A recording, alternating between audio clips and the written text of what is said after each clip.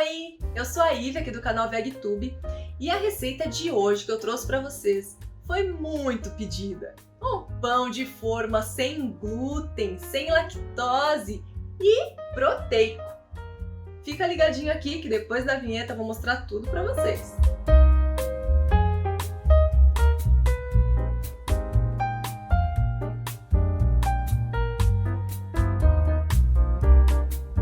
Antes da gente começar a receita, me diz uma coisa, você já está inscrito aqui no canal?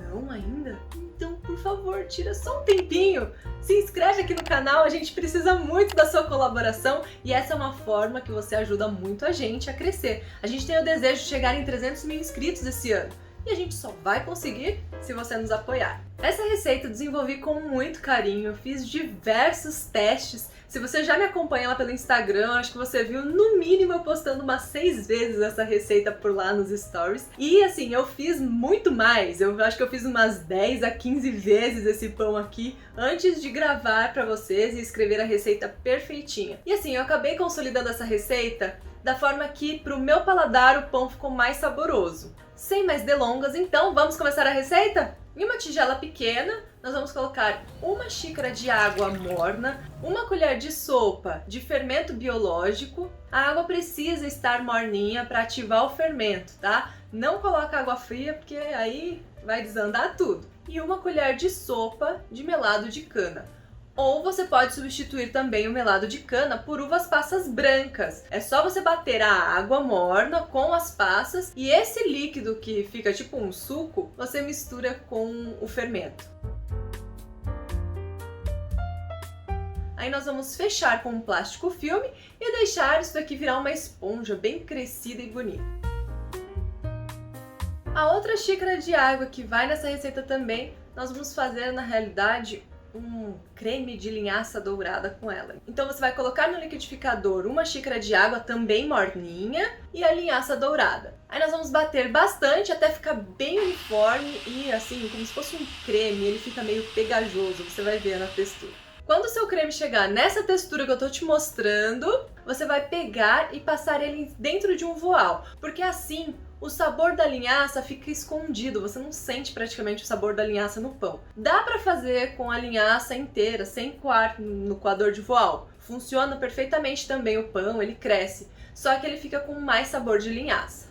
E você vai apertar bem mesmo, para sair todo o líquido. Demora um pouquinho, porque ele tá meio grosso, né? Mas você vai tirar tudo até formar uma massinha de modelar com a linhaça que sobra dentro do voal. Então a opção tá dada, você escolhe qual você preferir. Depois desse processo, você reserva essa emulsão de linhaça e aí em uma outra tigela nós vamos misturar todos os ingredientes secos.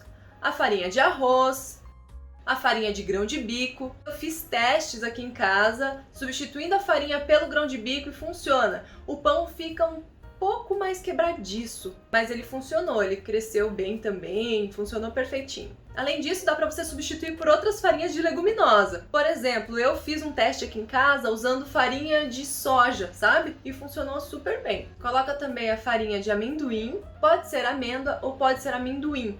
O amendoim, ele deixa um leve sabor de amendoim no pão, mas eu fiz aqui em casa e eu tenho feito constantemente com farinha de amendoim e gostei muito do resultado. Outra dica legal para você, se você não tiver a farinha de amendoim ou a farinha de amêndoa, você pode pegar essas farinhas secas todas, bater no liquidificador com uma porção de amêndoas mesmo, ou com uma porção de amendoim, e aí tritura bem até ele virar uma farinha e se misturar com essas outras farinhas. Esse próximo ingrediente, assim, eu diria que é insubstituível. Eu fiz aqui em casa diversos testes sem ele, mas eu vou ser sincera, nenhuma das alternativas sem o uso do psyllium ficou com a textura do pão assim fofinha, sabe? Ele fica muito mais ressecado e quebradiço também. Então, se eu fosse você, eu investiria comprando um pouquinho de psyllium porque são só 2 colherzinhas de sopa. Na sequência, acrescente o sal, o polvilho doce. Ele não vai deixar o seu pão borrachudo, sabe? Aquela textura puxa-puxa, porque é muito pouca quantidade, mas ele faz bastante diferença na liga do pão. Então eu fiz teste sem colocar o polvilho, só com psyllium, e não ficou tão boa a textura como essa combinação junta. Testei também substituir o psyllium e colocar mais polvilho doce, em vez de 2 colheres de polvilho doce, colocar 4 colheres de polvilho doce. Ele funciona, o pão fica bom, mas ele fica muito mais quebradiço, sabe? Quando você corta a fatia de pão, ele dá uma leve quebradinha. Não fica tão gostoso para comer, né? Eu gosto de comer o pão inteiro, aquela fatia bonitona, grandona, sem quebra-quebra. Esses são os ingredientes secos, agora você mistura bem para todos eles se incorporarem. E aí vamos colocar agora os ingredientes líquidos dentro dessa mistura de secos. Eu vou começar colocando o fermento que já cresceu. Você tira o papel filme e joga essa esponja crescida de fermento dentro da massa. Depois disso, a gente vai acrescentar aquela emulsão de linhaça. Olha como fica a textura. Ela fica bem grossinha, bem liguenta. É isso, a função dela é a função de um ovo. Então é bem nojentinha assim mesmo, como é a textura do ovo, sabe? E para finalizar, a gente vai acrescentar agora 2 colheres de sopa de azeite de oliva. Eu estou usando aqui o azeite de oliva extra virgem, mas funciona também com qualquer óleo vegetal. Agora a gente vai misturar tudo isso com a colher, até todos esses ingredientes incorporarem bem. Mistura, mistura, mistura, que logo ele forma uma textura que você consegue mexer com as mãos.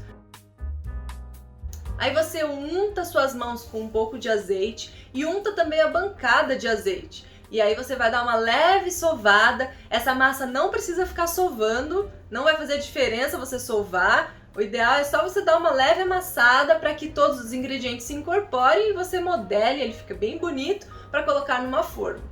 Quando a textura da massa chegar nessa consistência aqui, você vai lavar sua mão, tirar todo o resíduo de massa, passar azeite novamente nas mãos e aí sim você vai modelar no formato do pão. Você vai perceber que a textura da massa fica num ponto que não fica colando tanto na mão quando você passa azeite. Agora, não é uma massa super seca, ela é uma massa mais molhadinha mesmo, porque se você fizer ela muito seca, o pão vai ficar super ressecado e não vai ficar saboroso. E aí é só ir amassando e modelando para ela ficar uma massa bem bonita e no formato da forma. Você vê que a massa não está grudando nas minhas mãos? É isso, essa é a textura ideal desse pão. Se você perceber que a massa começou a grudar novamente na bancada ou na mão, pega mais um pouquinho de azeite, passa nas mãos, passa na bancada para conseguir finalizar a modelagem do pão. Eu gosto de dar essa amassadinha nas bordas para garantir que o formato dessa massa fique exatamente do tamanho da forma. E aí sim o pão vai ficar bem bonitão. Agora a última forma, eu gosto de usar uma forma antiaderente, só unto ela com um pouco de azeite e coloco a massa aqui dentro. Prontinho, super prático e fácil de fazer. Agora a gente tampa e deixa ele crescer aqui por pelo menos 1 hora até 1h30. Depende muito do clima da sua região. Se tiver mais calor, em 1 hora ele vai estar bem crescido. Se for um lugar mais frio, aí vai precisar 1h30 mais ou menos para ele crescer. Você viu que maravilha esse pão? Você nem precisa deixar ele crescer 2 vezes como pão tradicional. Você amassa, já coloca direto na forma, cresce uma vez e leva para o forno. Eu gosto muito porque eu acho ele bem prático de se fazer. Depois de 1 hora, o seu pão vai estar assim, ó, bem crescidão, passando por cima da forma, muito bonitão. E aí você vai levar ele num forno pré-aquecido a 180 graus por aproximadamente 35 a 40 minutos. Fica de olho, assim que ele estiver bem douradinho por cima, você pode tirar. E olha só como ficou meu pão, super fofinho. Ele corta e a fatia sai inteira, bonitona. Eu gosto de comer pão assim, sabe? Que você pode pegar com a mão a fatia sem ela esbugalhar inteira na sua mão. Essa receita virou cardápio semanal aqui em casa. Toda semana praticamente eu faço ela. Então eu vou te dar algumas dicas. Depois que você fizer o pão, assim que ele esfriar, corte as fatias no tamanho que você desejar e leve para o freezer. E aí, todo dia que você for consumir, você terá pão fresquinho. Não deixe ele fora do freezer, porque aí ele fica muito mais ressecado. Quando você descongela ele no dia, ele fica novinho. Uma delícia! Se você gostou dessa receita, curta esse vídeo, compartilhe com todos os seus conhecidos pelo WhatsApp. 1 minutinho você manda lá para todo mundo, vale muito a pena. Você vai ajudar outra pessoa e vai ajudar a gente também. Conto com a sua ajuda, hein? Tchau, até a próxima!